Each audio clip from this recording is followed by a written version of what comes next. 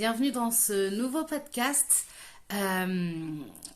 Celui-ci, c'est un podcast de la playlist qui s'appelle La laine fraîche, où je parle plutôt de laine rustique et de ce que je fais avec, et également de ce que je fais avec l'association Des Fristes Moutons, dont je suis bénévole et adhérente. Dans cet épisode de podcast, je vais vous parler de plusieurs choses. Je vais d'abord vous donner des nouvelles de l'association Des Fristes Moutons. Ensuite, je répondrai aux questions qui m'ont été posées sous les 2 derniers épisodes de podcast La laine fraîche.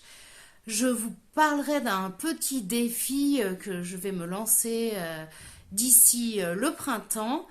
Et du coup, je ferai un état des lieux sur le point de départ de ce défi.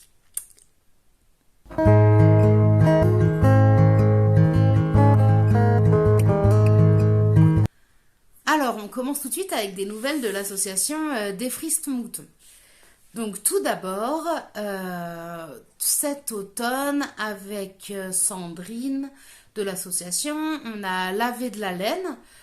Pour ça, on est allé chez des éleveurs, Pascal et Isabelle, qui ont de la place chez eux et de quoi nous permettre de laver de la laine.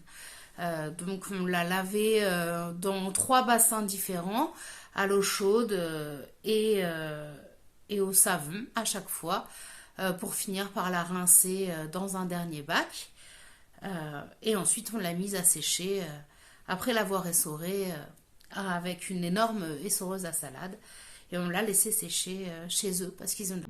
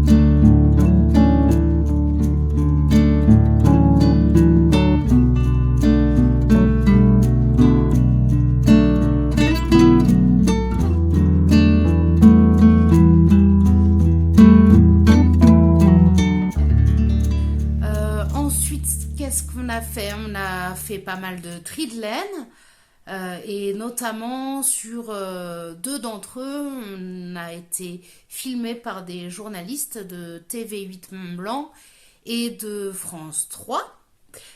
Du coup, je vous remets le lien quelque part par là pour le reportage de France 3 qu'on a publié sur la chaîne YouTube de Des Fristes Moutons. C'était une expérience très intéressante, même si avoir des journalistes dans les pattes pendant un tri de laine, c'est pas toujours évident. Mais c'était vraiment chouette de pouvoir partager sur la laine et puis de pouvoir montrer aussi aux gens le processus, comment ça se fait, etc.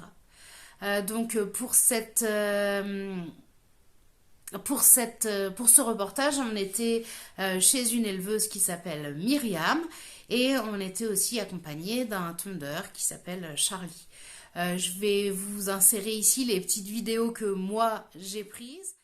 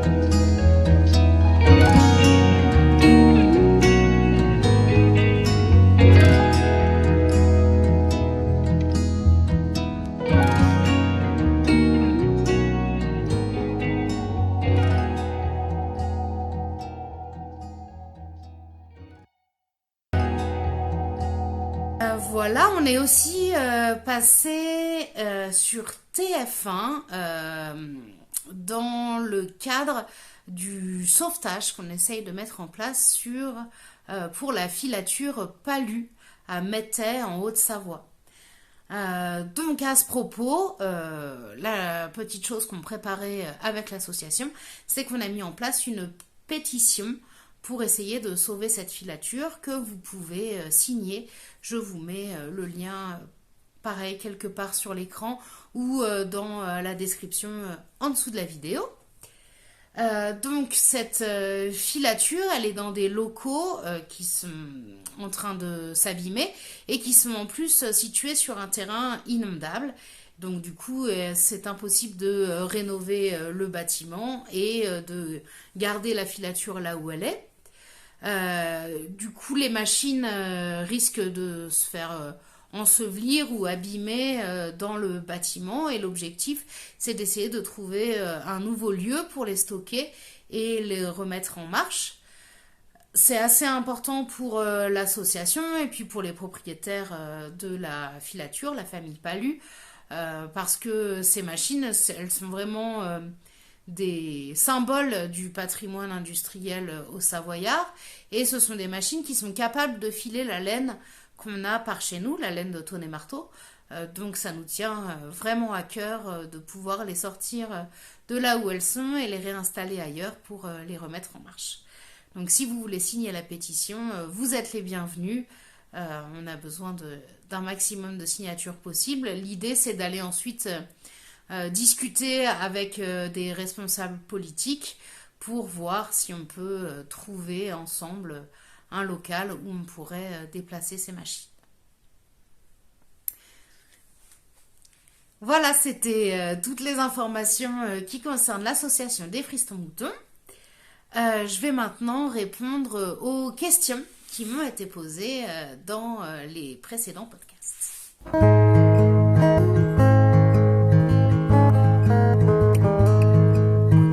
Je me rends compte que je vous ai pas parlé de ce que je porte aujourd'hui. C'est beau, c'est jaune, c'est un poncho.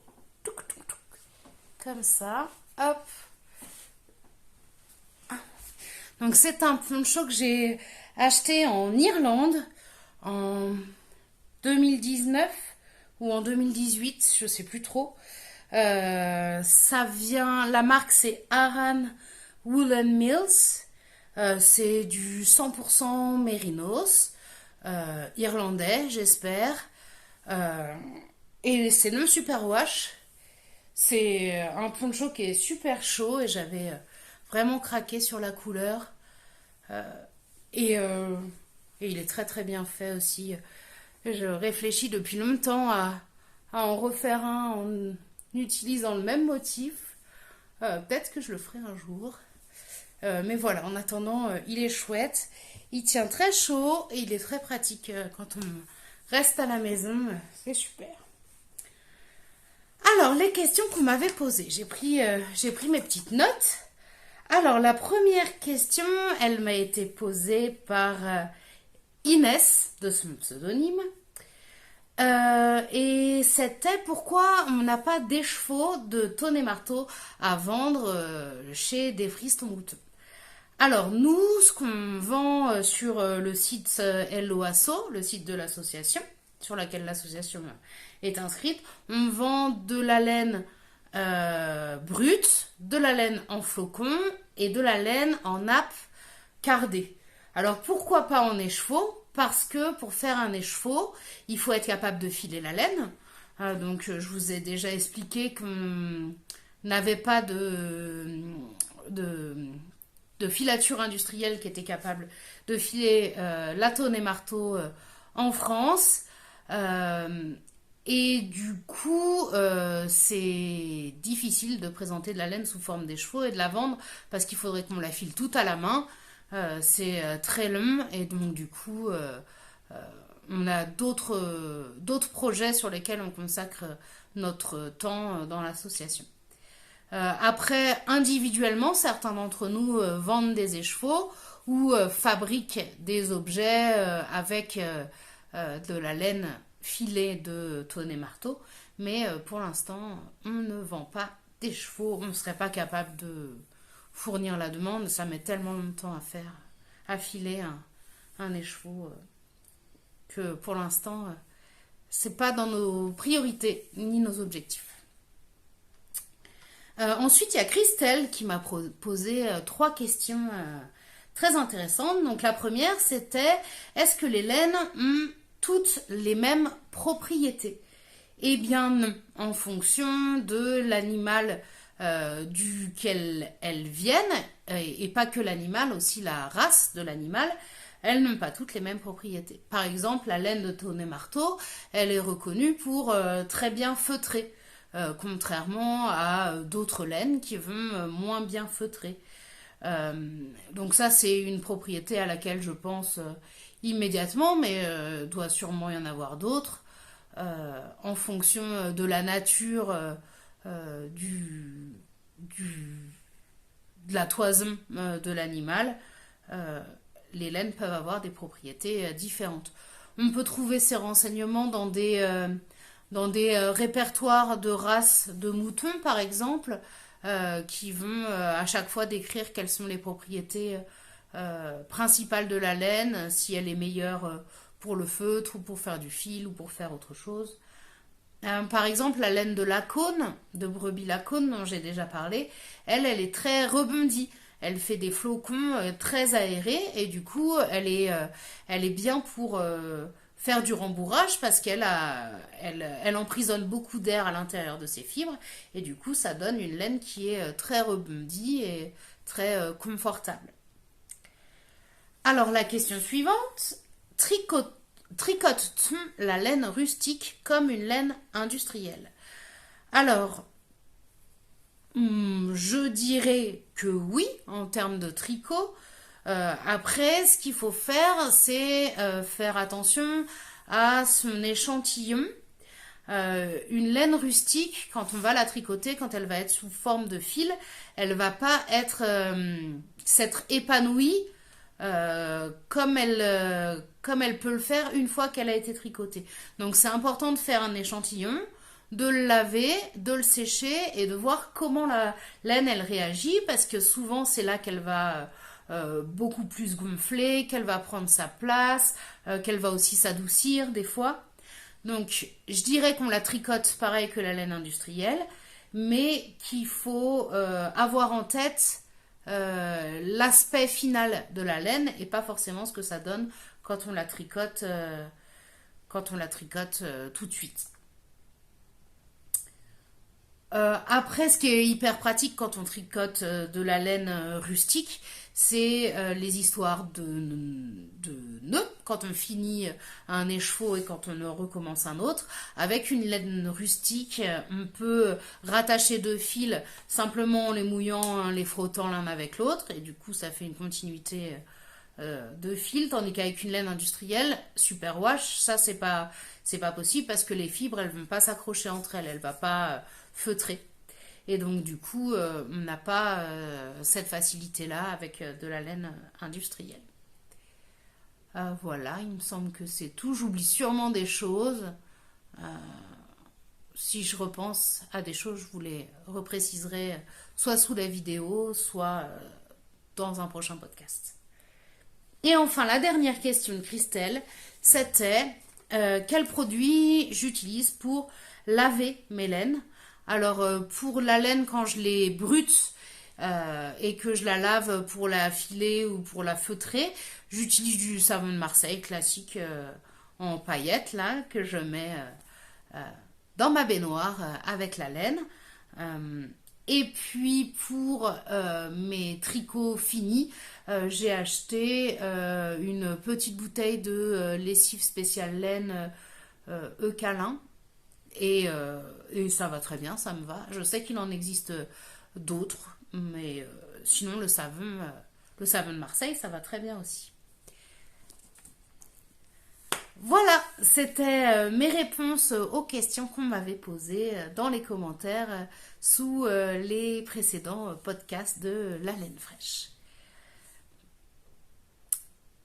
Alors maintenant, je vais vous parler du défi que je vais me fixer pour le printemps.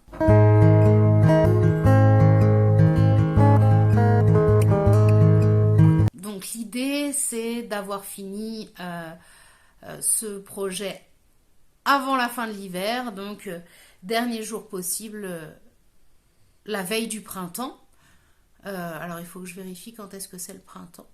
Ça doit être le 21 mars. Oui, ça doit être le 21 mars ou le 22 mars. Devrais-je vérifier? Je vais vérifier. Je vérifie. Alors, du coup, le printemps cette année, ça sera le 20 mars 2023. Donc, l'objectif, ce serait d'avant le 20 mars 2023, avoir fini les chaussettes que je dois faire depuis des siècles pour Mélissa, la femme de Jean-Marie. Ce sont des éleveurs qui habitent juste au-dessus de chez moi et qui m'ont déjà donné plusieurs fois de la laine et avec qui on va chez qui on va avec des frissons moutons pour trier de la laine, récupérer la laine de leurs brebis. Donc les chaussettes de Mélissa, ça fait longtemps que je dois les faire. J'en ai déjà fait une paire pour Jean-Marie. Qu'est-ce qui m'a freinée dans le fait que j'ai du mal à faire les chaussettes de Mélissa? C'est d'abord le fait de carder. J'ai des cardes à main, et carder à la main, c'est long, c'est pénible, ça troue mes pantalons parce que je m'appuie sur ma cuisse pour carder la laine. Et voilà, ça prend énormément de temps. Donc, j'ai eu un peu la flemme de carder. Et puis, il faut également filer. Et filer, ça prend aussi du temps. Euh, voilà, et du coup, mes projets tricot ont pris le dessus sur le cardage, le filage et du coup, les chaussettes de Mélissa. Alors, pourquoi je pense que d'ici fin mars, je peux y arriver? Parce que je me suis commandé une cardeuse. Donc j'ai choisi un modèle Ashford assez large pour pouvoir garder beaucoup de laine à la fois.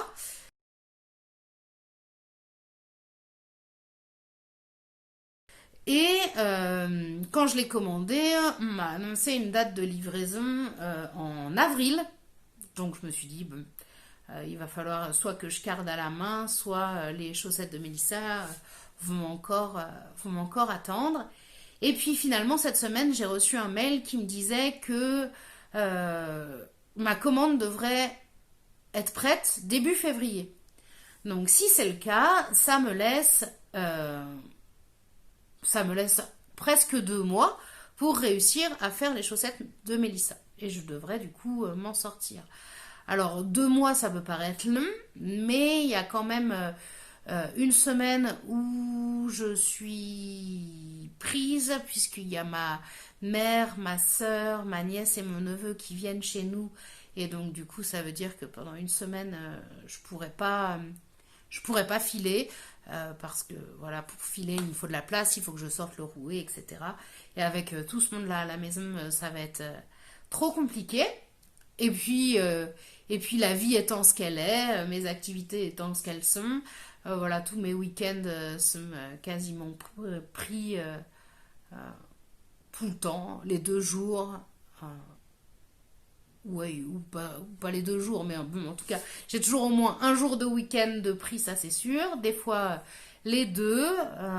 Ça m'arrive de travailler le soir ou d'avoir des réunions pour autre chose le soir. Bref, je me connais, je veux pas me mettre la pression, je veux pas être trop ambitieuse. Je voudrais juste arriver à les finir avant le printemps. Et puis du coup, vous le dire là comme ça dans un podcast, eh ben, ça me permet aussi de vous être redevable, de vous être redevable quelque part, euh, et de m'engager devant vous à accomplir ça. Euh,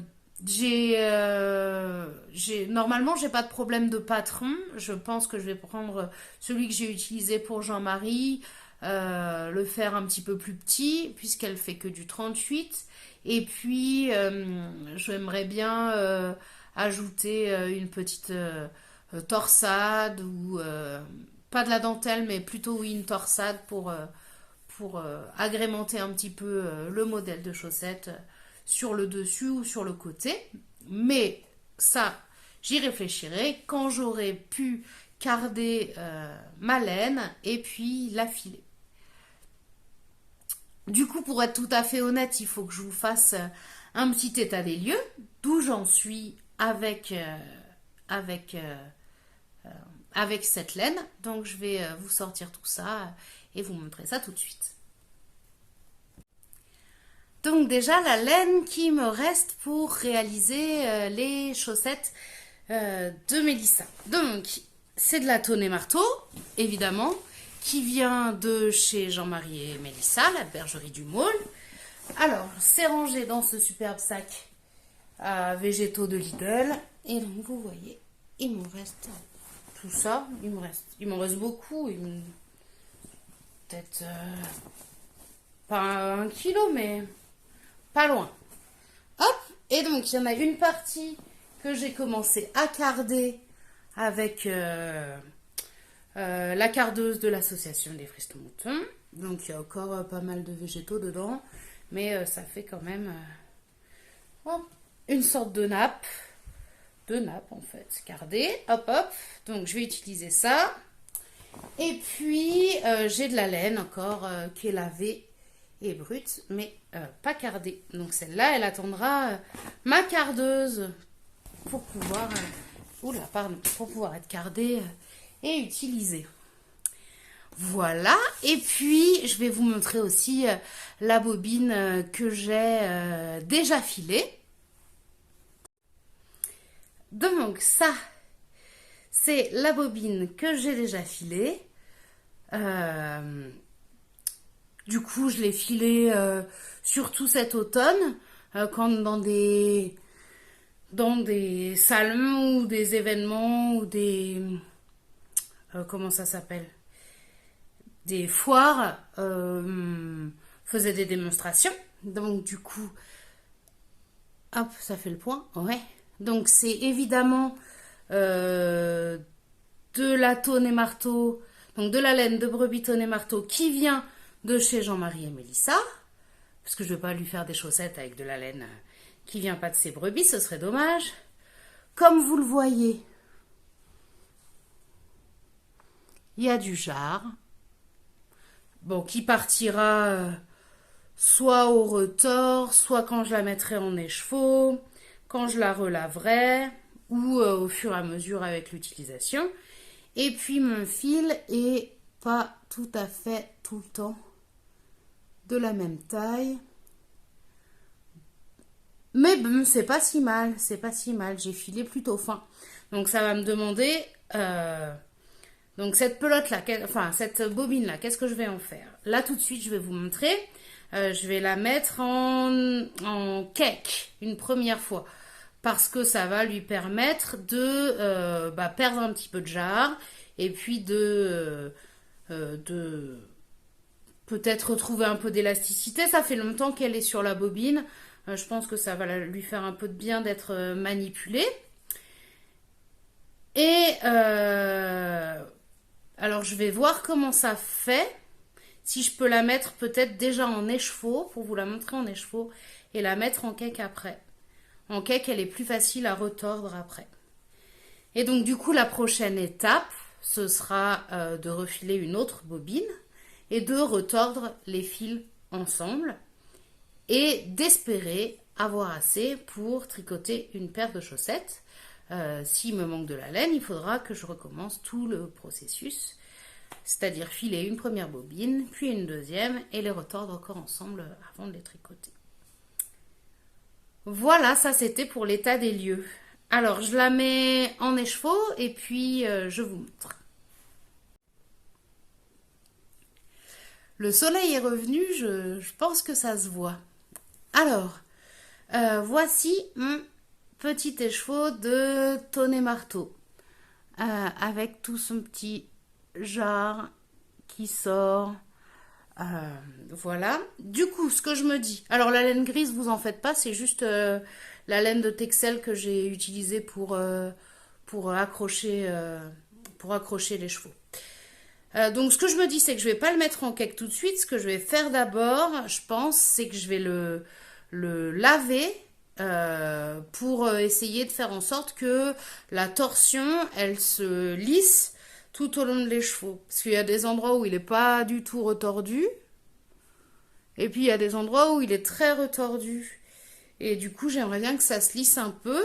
Et puis le lavage, ça lui permettra aussi de perdre un peu de son jard, de s'adoucir, de se nettoyer encore.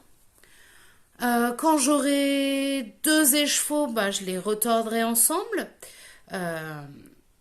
Après avoir fait subir au deuxième le même sort que le premier. Voilà. Et puis, si je voulais le peser avant de vous quitter, j'arrive. Alors, du coup, il fait 110 grammes. 110 grammes de laine filée de tonne et marteau. Voilà, ce sera tout pour aujourd'hui. Je vous remercie d'avoir regardé ce podcast jusqu'à la fin. Je vous tiendrai au courant de l'avancée du défi des chaussettes de Mélissa quand je recevrai ma cardeuse et puis mes avancées de filage aussi. Du coup, je reviendrai vous voir dans pas longtemps, je pense. Dans les événements à venir, ce week-end, il y a l'Assemblée générale de l'Association des Fristons-Mouteux. Du coup, et le dimanche, je me passe la journée à trier de la laine. Donc, je vous ferai quelques images de ça si j'ai l'occasion et s'il y a assez de soleil pour que ce soit sympa. Voilà, bah encore merci à tous. N'hésitez pas à poser des questions dans les commentaires sous la vidéo si vous en avez. Et puis, je vous souhaite à tous une bonne fin de mois de janvier. À très bientôt.